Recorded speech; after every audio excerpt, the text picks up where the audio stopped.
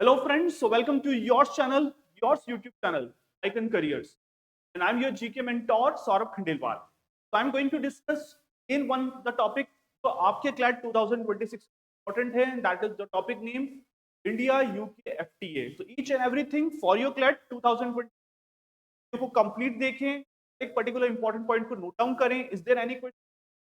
Comment box. Start करें इस topic के साथ. So that is one of the agreement between India and UK. So first of all हम UK समझ लेते हैं सर क्या चीज है. क्या ग्रेट ब्रिटेन को ही यूके कह रहे हैं? England is basic part of UK. समझने के लिए बड़ा सिंपल सा एक बेसिक सा डायग्राम है. आई होप अगर आप उस डायग्राम को कंप्लीट कर लेंगे then everything in your mind is 100% clear. First of all, Scotland, Wales and England, when the three basically geographical areas combined that known as great कहते हैं, ग्रेट ब्रिटेन कहते हैं. जहां वेल्स की कैपिटल क्या है? कार्डिफ.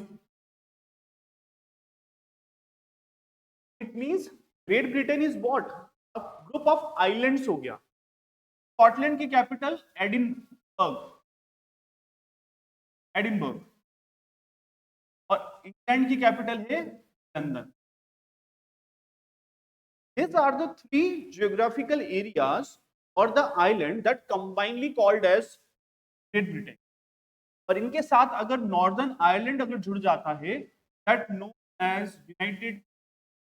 ओके, ये जो साइन हुआ है एग्रीमेंट बिटवीन इंडिया और यूके का मतलब यहां पर इन चारों जियोग्राफिकल कंट्रीज को और टू से चारों कंट्रीज एग्रीमेंट साइन किया गया है. और इसमें एक वन ऑफ द पार्ट है आयरलैंड और Republic of Ireland is known as British islands.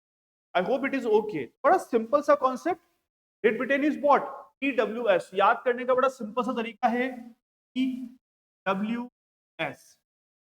और इसके साथ में अगर नॉर्दर्न आयरलैंड जुड़ जाएगा तो नोन एज के. आई hope it is okay everyone. आगे बढ़ते हैं. So this particular negotiation was basically from last few years, but final conclusion or negotiation finally concluded the month of May 2005. That is one of the date जो आपको याद रखनी की तारीख को कंप्लीट हुआ है. The second one, it was signed in the same year 2025, but date was 24th of July 2025. But ध्यान रखिए this FTA is come into role in 2026. These are the three dates. The UK government claimed this is the biggest and the most economical significant bilateral FTA since Brexit. After 2019-20, the Britain is basically exit from the Union. तभी तो इसे Brexit बोला गया. That is again one of the topic in the year जब ये topic पूरा limelight में था और इस पर क्वेश्चंस पूछे गए थे. तो ध्यान रखिए यूके गवर्नमेंट ये क्लेम कर रहा है कि this is one of the biggest and the most economical significant bilateral कोई एग्रीमेंट साइन हुआ है between the countries after the exit of the Britain. तो Britain is exit from the European Union. That's why it is known as Brexit. और ये word कहां से बना? इन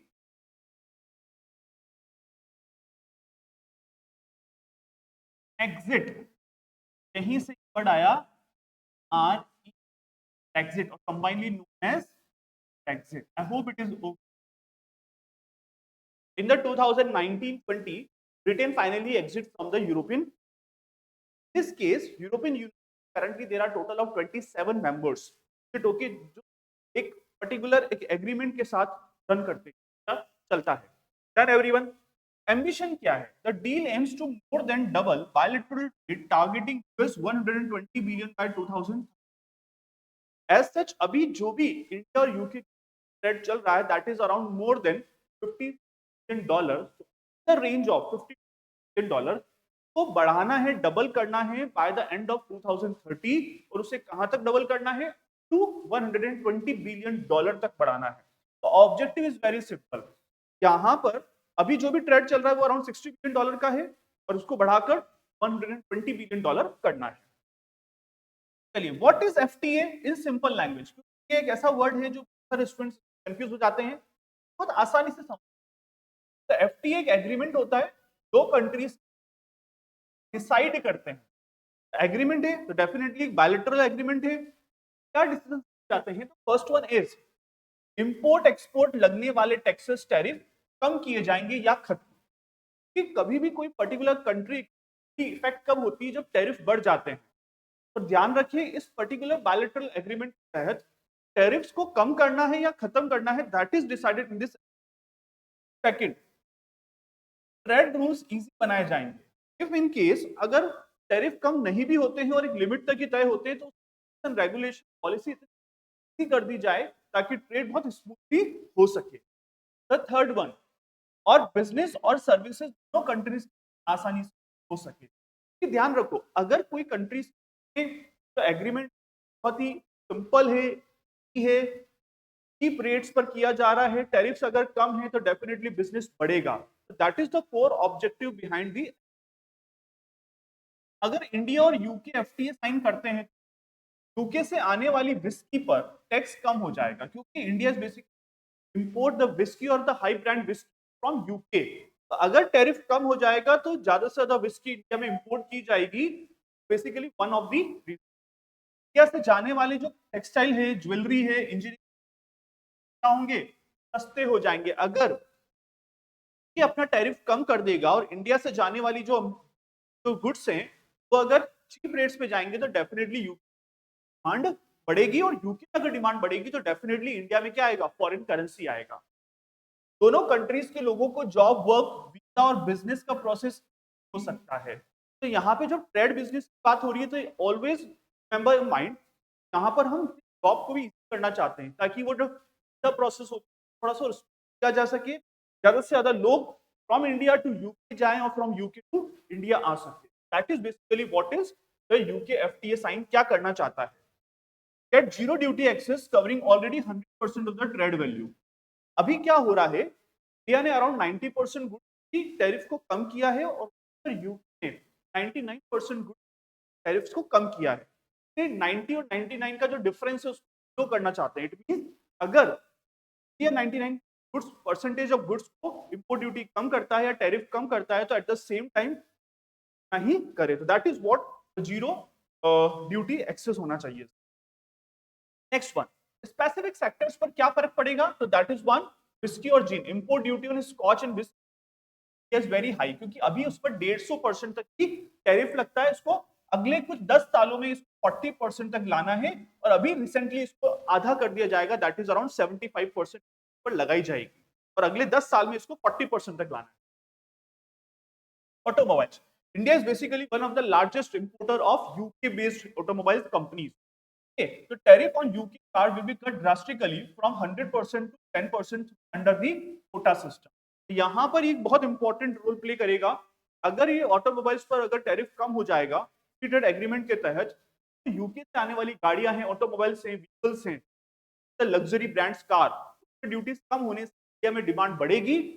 तो यहाँ पर भी कहीं ना कहीं लोगों में इंटरेस्ट लगेगा कि हमें यहाँ पर गाड़ी खरीदनी है। चलिए नेक्स्ट वन, इंपॉर्टेंट फैक्ट्स को कवर करते हैं। The UK is the fourth largest export destination for India. India से एक्सपोर्ट होने वाली चीजों में become the fourth country. Please mention in comment box first 3 कौन सी है जहां पर इंडिया सबसे ज्यादा एक्सपोर्ट करता है। The second one, India is the 11th largest trading partner for the UK. ये तो इंडिया से टर्म्स ऑफ फोर्थ नंबर पे सबसे ज्यादा ट्रेड करता है, लेकिन इंडिया यूके से 11th नंबर पे करता है। ये जो डिफरेंस ऑफ ट्रेड है इसे शो पे लाना है। इंडिया ट्रेड एग्रीमेंट से पहले भारत ने 15 देशों के साथ और भी फ्री ट्रेड एग्रीमेंट साइन कर रखा है। Double contribution convention, also known as social security agreement. The India UK FTA includes a security protocol called Double Contribution Convention. The DCC Double Contribution Convention exempt, इसको हटाया जाएगा या Indian employee and their employers from paying UK social security contribution for up to। क्या है कि अगर कोई person from India to UK जाएगा तो वहां पर उस पर्सन को, इंडियन पर्सन को, तो इंडियन एम्प्लॉय है या एम्प्लॉयर है, गवर्नमेंट को सोशल सिक्योरिटी देनी होती है।